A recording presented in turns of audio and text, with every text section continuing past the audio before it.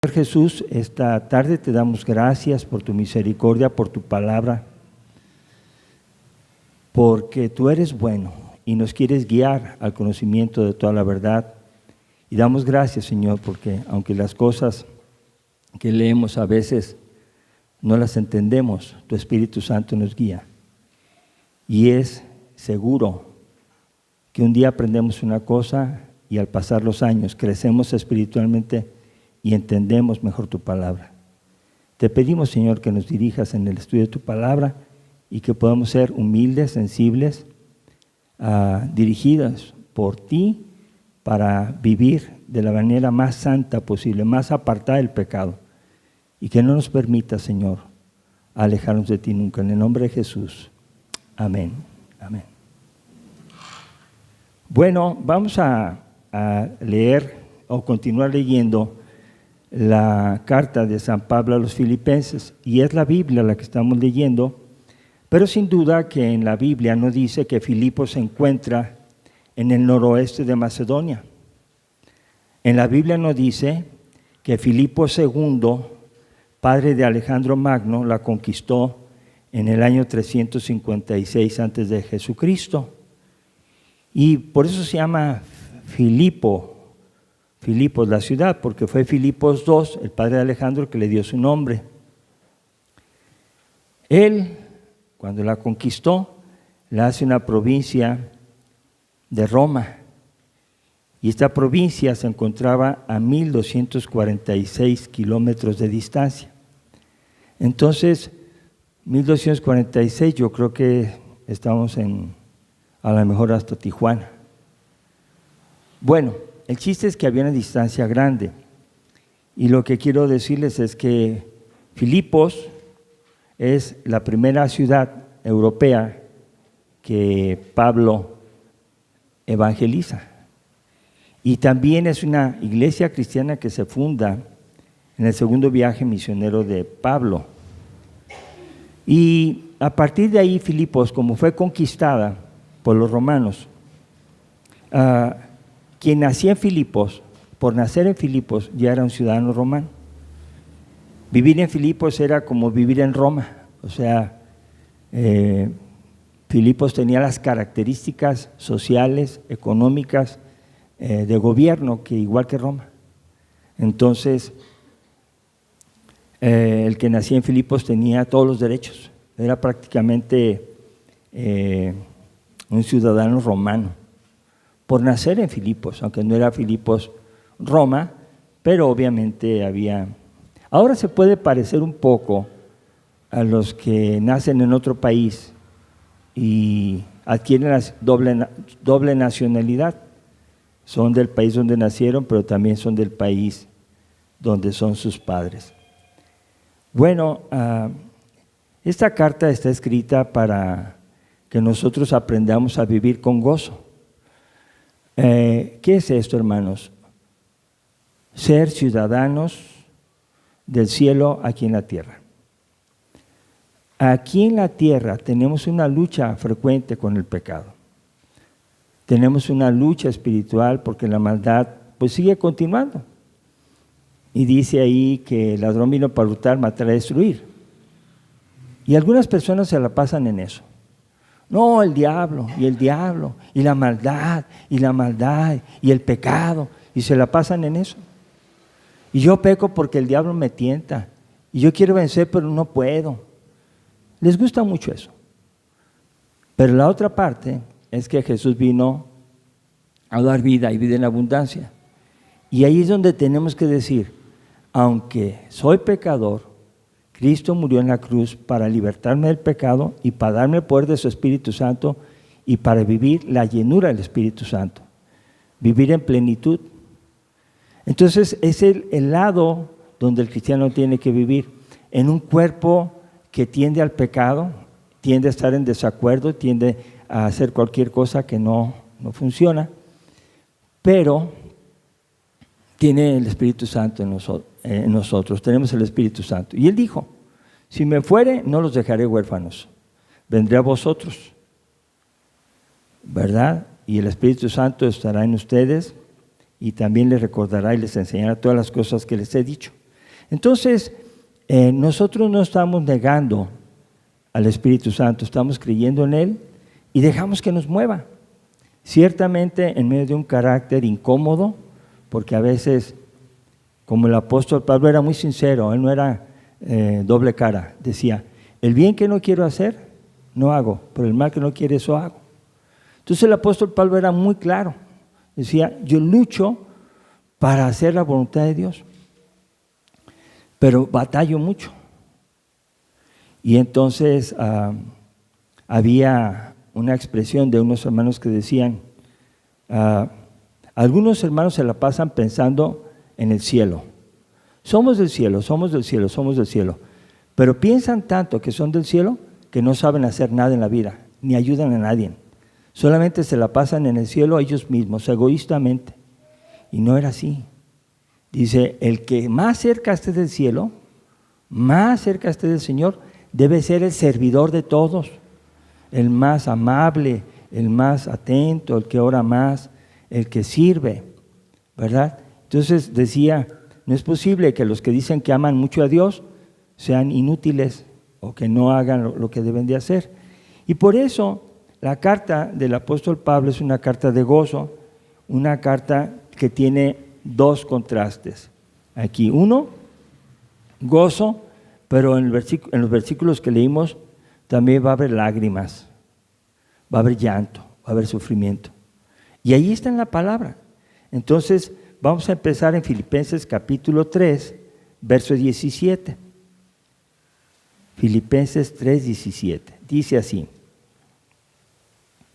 hermanos, sed imitadores de mí y mirad a los que así se conducen según el ejemplo que tenéis en nosotros.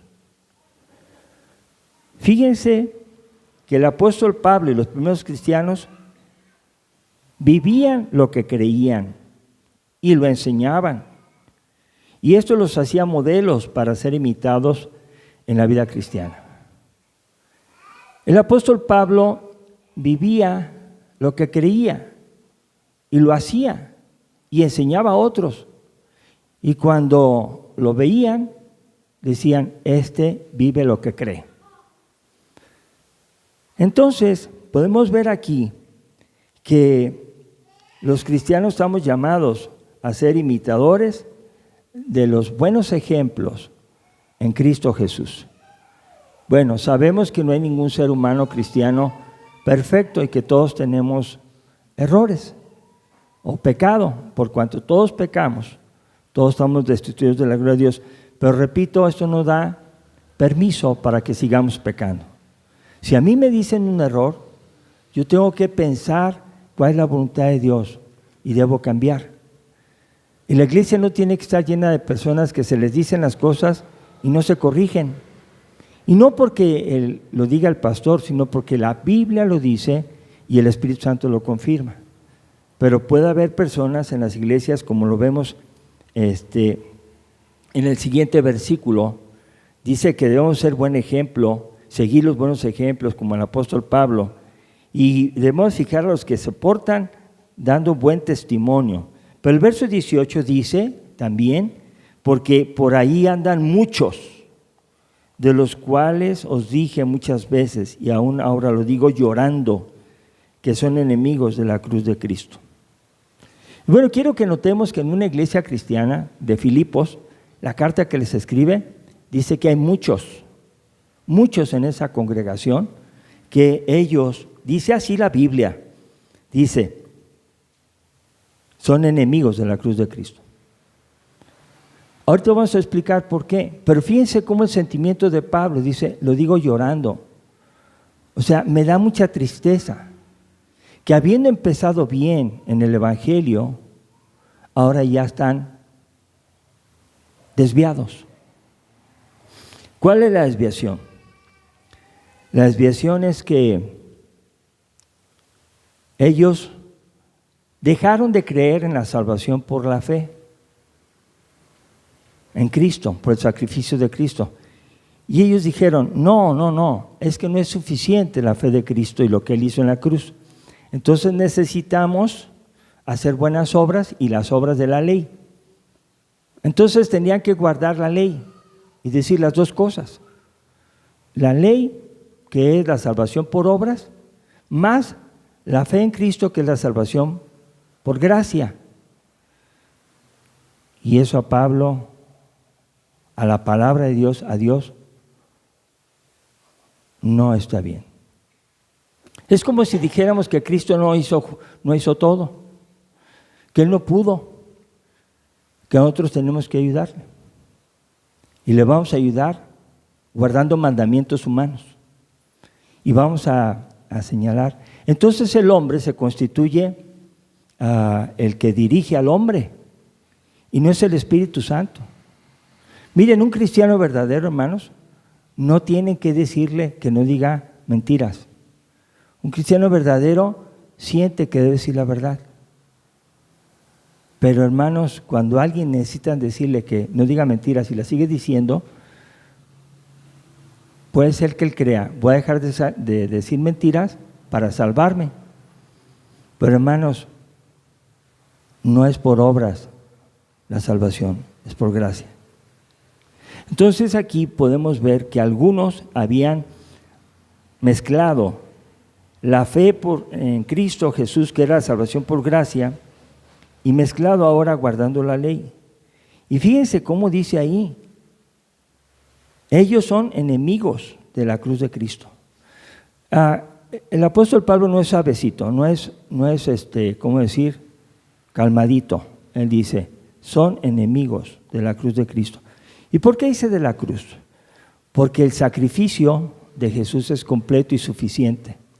Bueno, tan suficiente es que creo en Él, viene el Espíritu Santo a mi vida y Dios me dice a mí, ora, lee la Biblia, ama a tu esposa, sé responsable, no escuches música del mundo, no grites, no insultes, no hagas trampa. Pues, ay, sí, y lo hace uno con gozo. Pero las iglesias que tienen aquí letreros, un letrero dice, apague su celular, no pegue los chicles debajo de la silla, no tire basura en el suelo. O sea, tiene muchos mandamientos humanos. Hace que la gente esté viendo a ver si le pusieron su prohibición, ¿verdad? ¿Y cómo no está lo hace? No. Uno tiene que confiar en el poder del Espíritu Santo y su palabra para que nos diga cómo estar en un templo, cómo adorarle, cómo tener un corazón delante de Él agradable, ¿verdad? Y entonces, en Filipenses 3:19, habla de qué va a pasar con esas personas que quieren mezclar la ley de Moisés junto con la salvación por la fe. Dice ahí, esos enemigos de Cristo, dice el 19, el fin de los cuales será perdición. Entonces, yo puedo ver aquí que van camino a la perdición porque ese es su destino. O sea, no han llegado a la perdición, están vivos. Como quisiéramos que las personas malas desaparecieran del planeta, quisiéramos, no se han acabado. Oremos por Sinaloa, oremos por Chiapas, oremos por todos los países que están en guerra. Aunque oramos y confiamos y pedimos, todavía siguen los problemas. Y aquí vemos claramente que esas personas que mezclan la fe y la gracia y las obras, que son enemigos de la cruz de Cristo, dice, su fin va a ser perdición. Su fin, mientras vivan, no hay perdición. Mientras vivan, hay dinero, hay placer, hay victoria, hay tranza. Pero el fin, al llegar al fin, al llegar a la presencia de Dios, entonces dice aquí que va a ser condenado. Entonces muchas personas no creen que existe Dios, porque si existiera Dios no habría tantas cosas malas. Hermanos, si existiera Dios y fuera como nosotros pensamos, ya nadie viviríamos. Todos somos pecadores. Unos somos pecadores educados y otros somos pecadores maleducados. Bueno, aquí vemos claramente que el fin de ellos es la perdición. Y luego dice ahí mismo en el verso 19, cuyo Dios es el vientre. Lo que los mueve es su hambre. Es lo que ellos quieren. Y a ustedes, a mí nos ha pasado que tenemos hambre y vamos al refrigerador y comemos lo que encontramos, lo que nos gusta. Pero hay personas que nomás se la pasan comiendo. No, mira, vente, vamos a trabajar, mira, vente, vamos a esto. No, yo ahorita no tengo tiempo. Hermanos, el vientre se refiere a aquella forma humana, carnal, de hacer lo que nos gusta y nos place. Por eso vemos aquí que el fin de ellos es la perdición y su Dios, el que los mueve, al que les sirven, es a su necesidad física, lo que les gusta. Luego dice también, y cuya gloria es su vergüenza. De lo que ellos se glorían, de lo que ellos dicen, yo soy esto, yo soy el otro, yo hago esto, yo no soy como estos, y se comparan y se sienten mejores, hermanos. Es su vergüenza. O sea, que eso avergüenza a Dios. Nadie puede sentirse seguro de hacer las cosas perfectamente bien, porque cuando decimos que alguien no está haciendo algo, la misma persona te puede preguntar, ¿y tú estás haciendo esto? ¿Tú le dedicas el tiempo al Señor todo el tiempo? No, pero yo no. Ahí está la cosa. Es Dios el que tiene que ser glorificado cuando nosotros estamos acá. Y lo que las personas que mezclan las cosas, lo que consideran glorioso es vergonzoso delante de Dios. Y luego termina diciendo ese versículo, fíjense cómo dice, que solo piensan en lo terrenal. Solamente piensan en las cosas materiales. Materia, o sea, lo que sea. No tienen tiempo para Dios, no piensan en Dios, piensan solamente en lo material. ¿Y qué es lo material? Pues muchísimas cosas. Prestigio, fama, dinero, belleza, poder, orgullo, no sé, prosperidad. Solo terrenal. Y hablando de lo terrenal, hermanos, no ha habido ningún ser humano que se muera y se lleve sus cosas al cielo. No, todo se queda. Todo se queda. Hagas lo que hagas, atesores lo que atesores. Por eso algunos encuentran monedas en las casas viejas y se hacen riquísimos. Y tiene que, pues sacan el dinero. ¿Y quién vivieron como pobres? Bueno, pues lo terrenal no es lo que nos va a salvar. No debemos pensar solo en eso. Entonces esa es la característica de los enemigos de Dios. Lo voy a resumir otra vez. Dice, van camino a la perdición, ese es su destino, Dios es su propio apetito, el vientre, hacen lo que desean, lo que ellos consideran glorioso es vergonzoso delante de Dios y viven pensando solo en lo terrenal. Pero ahí va la buena noticia, donde entramos nosotros, verso 20. Mas nuestra ciudadanía está en los cielos, de donde también esperamos al Salvador, al Señor Jesucristo. Dice, nuestra ciudadanía está en los cielos. Entonces el creyente verdadero vive esperando, vive confiando, vive en la tierra como si viviera en el cielo. Ustedes han orado, venga a nosotros tu reino, hágase tu voluntad en nosotros, no hágase tu voluntad en la tierra como se hace en el cielo. ¿Han orado eso? ¿Es bíblico? ¿Es bíblico, hermanos? Sí, es bíblico. Entonces, ¿qué estamos diciendo? Queremos vivir en la tierra como si viviéramos en el cielo. Venga a nosotros reino, es decir, Dios, ayúdanos a vivir en la casa en paz, ayúdanos a vivir con gozo, con esperanza. Ayúdanos a hacer luz para aquellos que están en la oscuridad. Y entonces ahí el cristiano puede decir, nuestra ciudadanía está en los cielos, de donde también esperamos al Salvador, al Señor Jesucristo. Hermanos, del cielo viene. ¿Quién viene? Jesús. ¿Y quién es Jesús? El Señor, el que manda. Y el Salvador, el que nos salva de las consecuencias de nuestro pecado. Ahí está. Nosotros en Cristo tenemos una ciudadanía en el cielo. Y hermanos, de veras, poder creer eso es estar pero bien seguros y tranquilos de que así se estén matando en el mundo entero, Cristo tiene salvación para su pueblo. Y oramos para que ya no se maten. Y predicamos a Cristo para que se arrepientan. Y nos salimos de nuestra zona de comodidad y tratamos de arriesgar un poquito. Aquí en México no, en Ameca no se arriesga uno nada.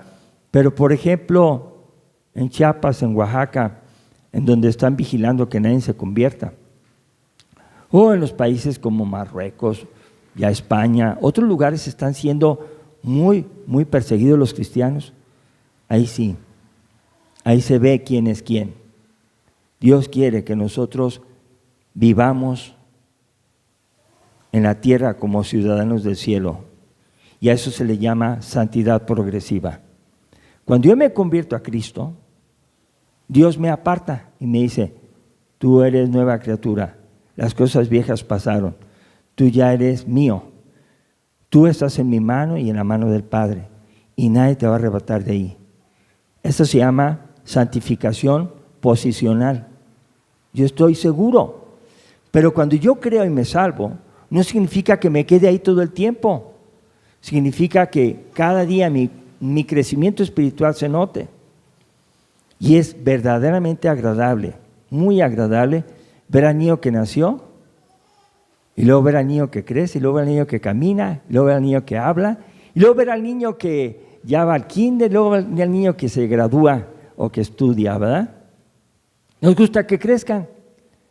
Sin embargo, muchos cristianos nomás se convierten y no crecen.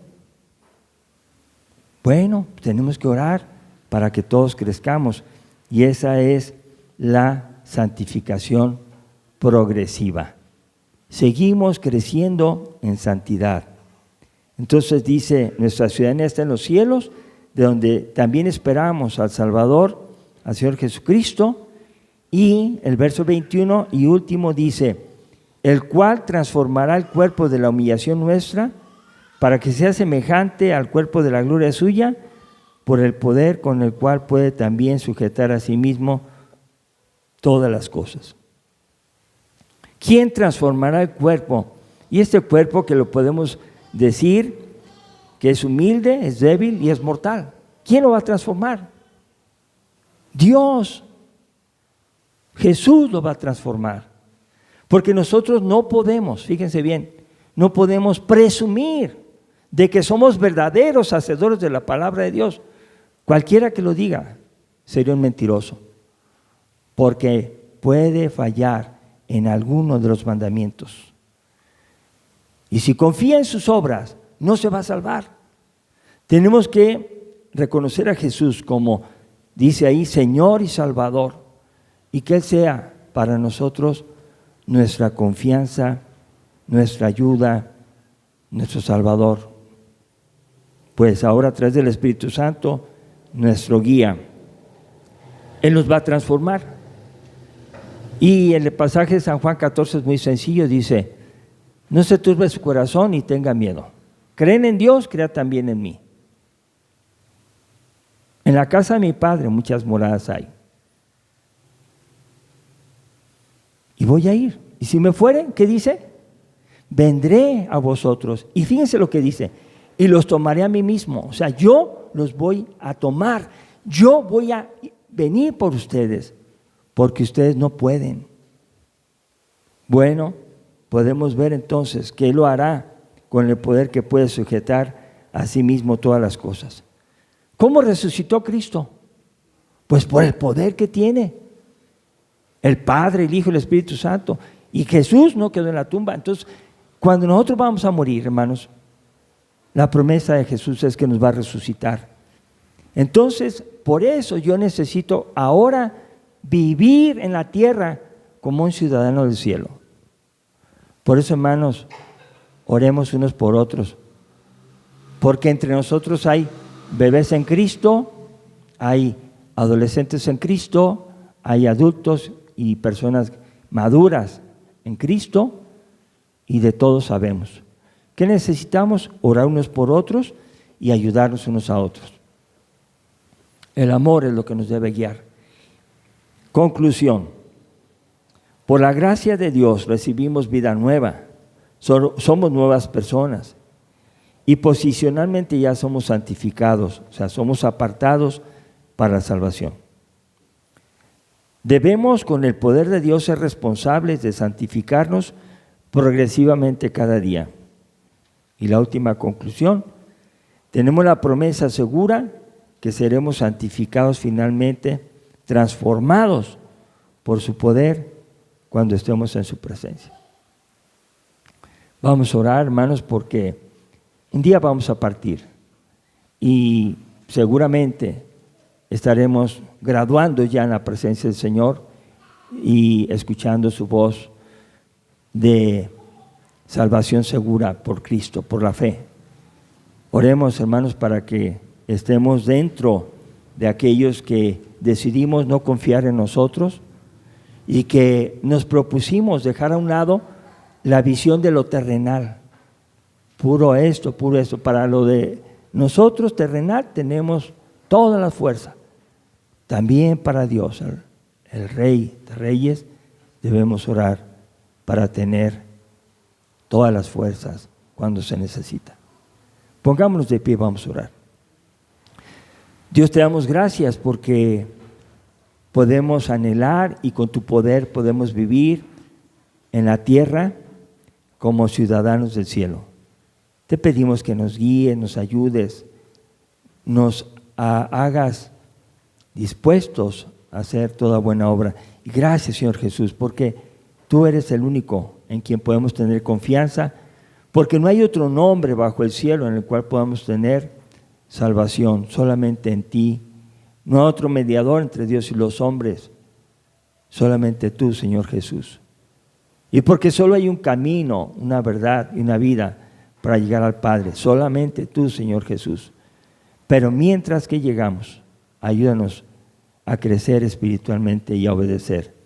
Y Padre, que podamos ser fieles en adorarte, fieles en orar, fieles en leer la Biblia, fieles en anunciar a otros el Evangelio, fieles en ayudar a los que necesitan, fieles en disfrutar con gozo y con la familia tu salvación. Gracias por tu misericordia en Cristo Jesús. Amén. Amén.